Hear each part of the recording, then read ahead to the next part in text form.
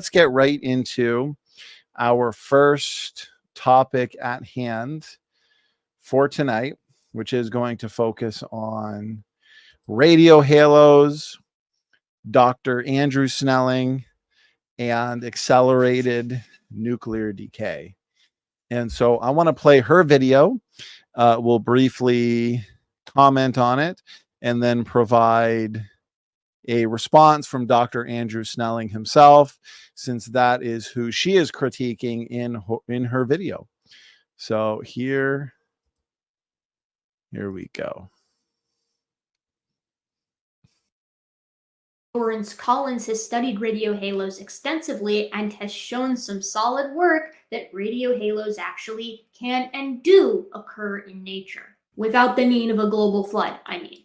Collins reports that the granite that contains polonium radiohalos is not primary that has crystallized from magma, but is a secondary chemical replacement product in which former already crystallized plutonic igneous rocks, which are presently below 450 degrees Celsius, such as diorite, have been microfractured such that hot water or steam can move through the rock at temperatures below melting temperatures that subtract iron, magnesium, aluminum, and calcium from such a rock at the same time. Before she continues, I just want to comment briefly on this issue of accelerated nuclear decay. So Matt and I, we put out some detailed responses. We actually did a response, more of an abridged version, a shorter version with Kent Hovind, and we discussed whether or not accelerated nuclear decay during the flood is necessary, because we understand that that kind of accelerated decay during that year-long period would create a lot of radiation and heat. Approximately 500 million years plus of decay would have occurred in that year's time. Now, there are several lines of evidence provided for accelerated decay, two of which in particular I find very interesting and compelling, which include radiohalos and helium. So we've discussed helium in great detail. We've also discussed radiohalos basically being these microscopic microscopic pieces of damage in the rocks that appear to suggest that decay has happened, but decay at an accelerated rate, okay, due to this damage. And the critics have a problem with those lines of evidence, mainly because they argue, again, if there was that much radioactive decay, then there'd be too much heat and radiation, and that would destroy the Earth, destroy the arc, destroy nova, vaporize the ocean. And so they see a problem with this. And therefore, Matt and I, we again spent over 2.5 hours providing alternative explanations that do not involve a lot of accelerated decay.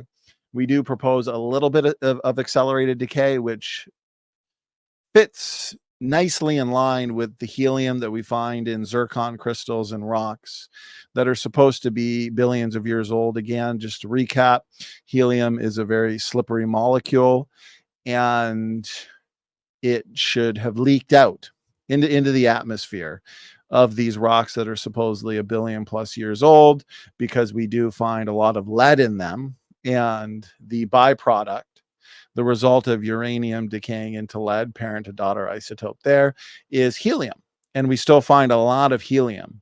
And so those who hold to accelerated nuclear decay, like the rate scientists, they argue, well, we have a lot of lead, which tells us that there's been decay from uranium to lead, but we also find a lot of helium. Okay, so we find a lot of decay, which might suggest billions of years, but then we still find a lot of helium. So if this decay, these decay processes have been occurring for millions to billions of years, then all of that helium should be gone.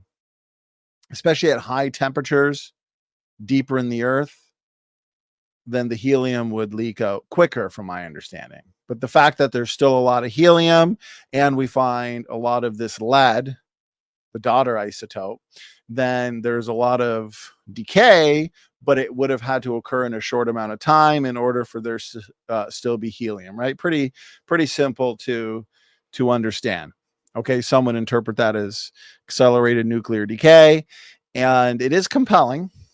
But Matt and I, again, we did a video, and we proposed an alternative model that does not require that much accelerated decay. And as a result, we provided solutions and answers to the so-called ordering of these isotopes in the rock strata, the answer to why rocks that are found deeper apparently age or date older than rocks at the top. Okay, so we did a whole video on that. I'm not going to recap that here. And also explains what we see in general without accelerated decay to the point of 500 million years in a year's time span. And so that way we can provide alternative solutions to heat and radiation if accelerated decay of that magnitude is not present. Okay, but those that hold to accelerated decay, or those that want to hold to accelerated decay, we can challenge, because I do believe in multiple working hypotheses. And so we can challenge the critics to not just hand wave away this evidence, radio halos, helium and zircon crystals, but to actually engage it and to refute it. Because someone like Dr. Andrew Snelling, PhD geologist, he understands these things. And this has been a big study of his into radio halos. He argues that if there was as much heat and radiation that the critics argue was there because of the Genesis flood, then there shouldn't be radio halos, because radio halos are obliterated at relatively high temperatures. So the fact that we have radio halos and the radio halos seem to suggest accelerated decay, then that means there must have been some kind of supercooling mechanism going on during the flood, whether supernatural or natural, to explain why we still have radio halos, which are evidence for accelerated decay according to this model and proponents of it. Okay. And so here is Erika's response to the radio halos as evidence for accelerated decay. So that's a little background information on that. Inducing silica and potassium to convert the rock into granite. His model of this process was published out of his university in 2014. During this process, uranium in scattered crystals in the rock is continually releasing radioactive radon and polonium ions so that this radon and polonium can diffuse through grain boundary fractures and into the fractured biotite crystals. To be clear, steam is not transporting the radon, it is naturally diffusing. The creation of a polonium radiohalo then only requires a nucleation site to form in the core of a halo, and the progressive growth of this core by the addition of incoming polonium will eventually produce more than 500 million atoms in the tiny core that will produce a recognizable dark halo in the adjacent biotite lattice. This diffusion may occur over, say, 10,000 years or more as repeated earthquakes fracture the rock and keep the rock an open system for diffusion of elements. Put simply, polonium radiohalos can only form in granite created by chemical replacement processes at temperatures below melting conditions. However, polonium radiohalos can form in granite pegmatites where uranium is concentrated in water-rich accumulations that allow large biotite books to form during the late-stage crystallization of granite magma. Snelling's model also fails on its own. Okay, so this critique, largely put forth by Dr. Lorence Collins, is his name from my understanding, a retired geologist. Here is a critique that he's done that you can find: Radio Halos, Solving the Mystery of the Missing Bullets, Origin of Polonium Halos, Revisited. And so Lawrence G. Collins, you can find this, you can find the critique. And so apparently, according to Collins and Erika, these radio halos can be formed without accelerated decay processes. Now, if that's true, if Dr. Andrew Snelling has been adequately or sufficiently addressed and countered on his work, that's fine, because again, we believe and hold to multiple working hypotheses. That's the right way to do these things and to go about doing science and building a model building. We've already presented, Matt and I, a comprehensive model that does not require the kind of accelerated decay that is proposed by various proponents or advocates of it. But we still need to look into this thoroughly. We need to do a deep analysis and see if this argument or supposed counter really does work, if it is sufficient. So apparently it can be done without these kinds of accelerated processes. Collins argues that the granite that contains these polonium radiohalos, the granite is not primary, and it is a secondary chemical replacement product. And he again has a lengthy critique here, but basically argues that Dr. Snelling's work here is flawed. And so let's have a look at Dr. Snelling's response to Lorence G. Collins, and let's see what his thoughts are.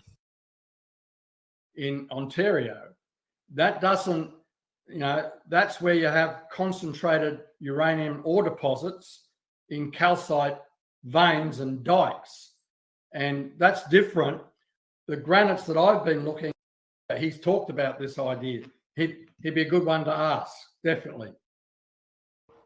Okay, here's where my question is presented to Dr. Snelling. This was recent, a solid presentation in Q&A. I highly recommend people check it out. It's probably the most up-to-date lecture and talk you're going to find on this issue. So if you are invested, I highly recommend you check this out. Not just this section, but the entire lecture and video presentation itself, including the Q&A, which is thorough. And so I presented this question to Dr. Snelling in response to Erika's video, and specifically her primary argument there. So got another question here from Standing for Truth.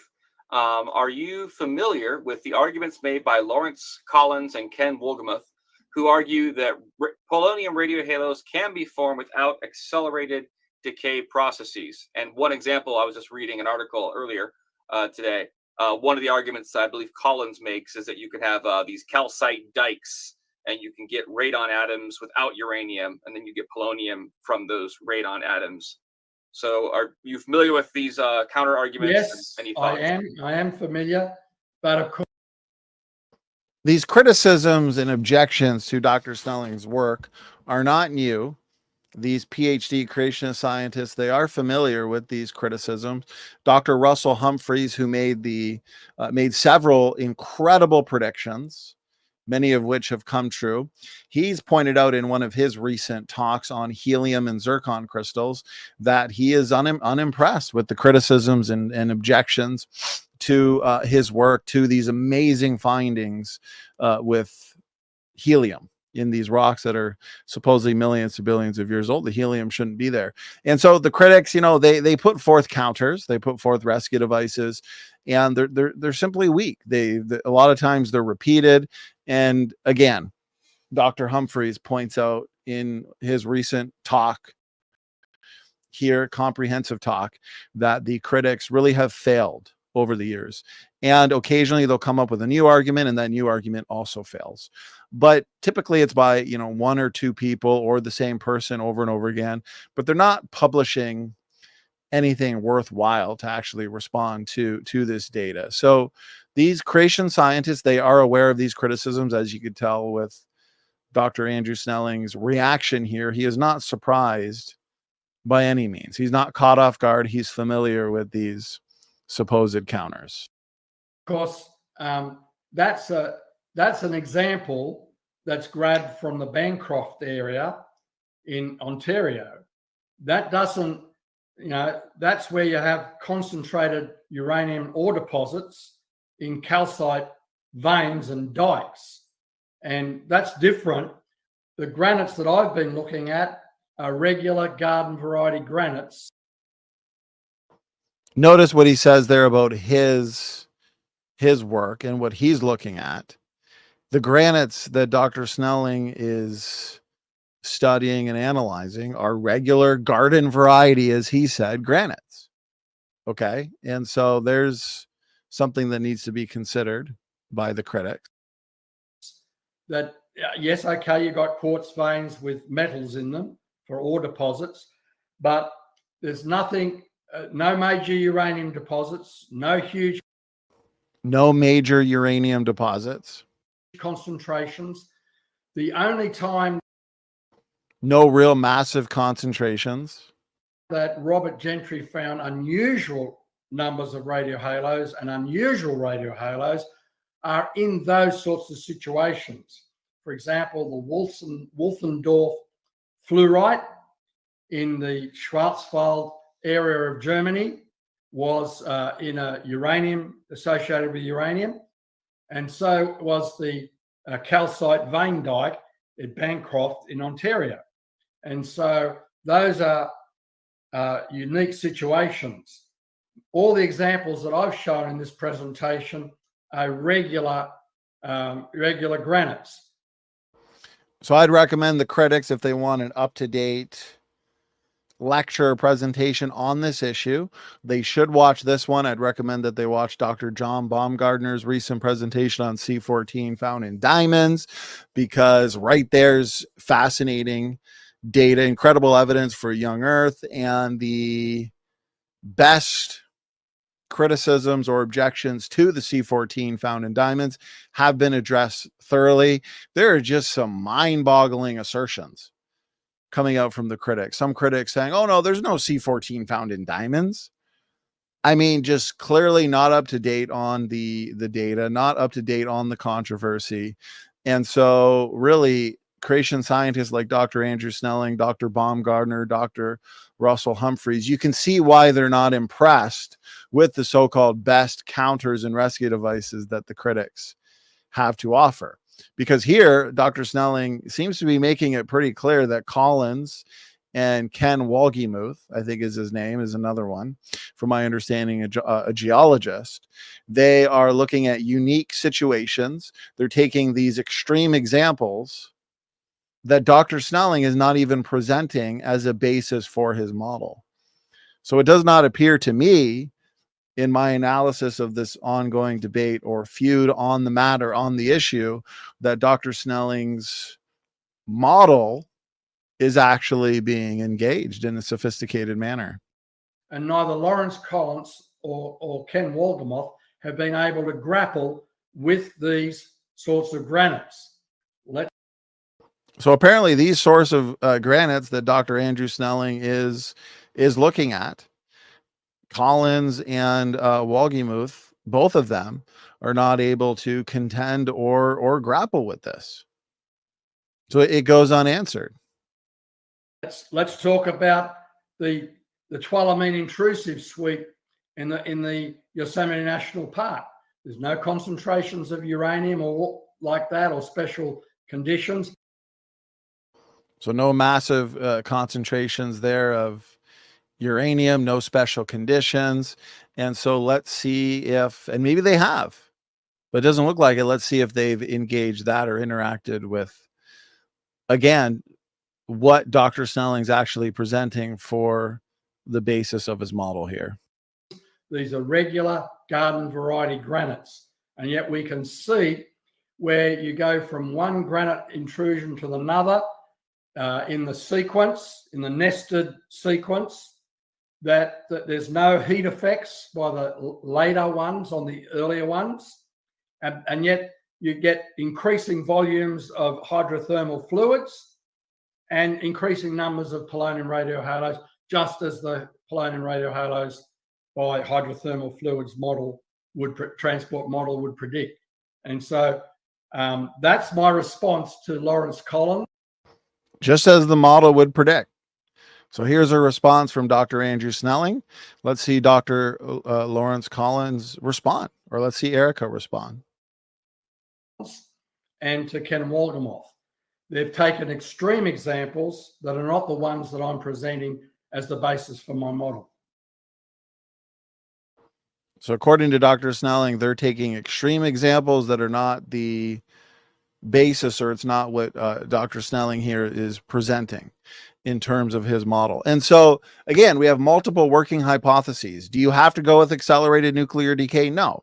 And Matt and I, we've put forth what we believe is a very powerful model that has a lot of explanatory power. Or you have a model that suggests accelerated nuclear decay.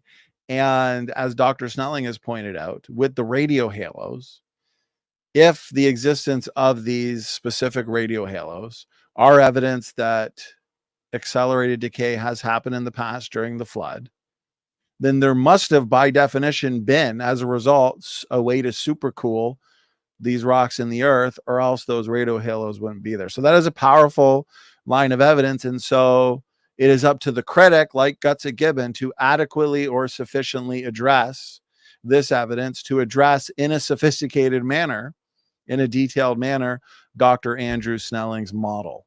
And it does not look like Collins or Wolgemuth have. And okay, this is not my active research project. I am not an expert on this specific issue and Dr. Snelling's work and model here by any means. But as we can see here from Dr. Snelling himself, more than qualified to speak on these topics, he is dissatisfied with the critics. Okay, so we'll leave that there, and we'll see if any discussion comes out of that. Okay, so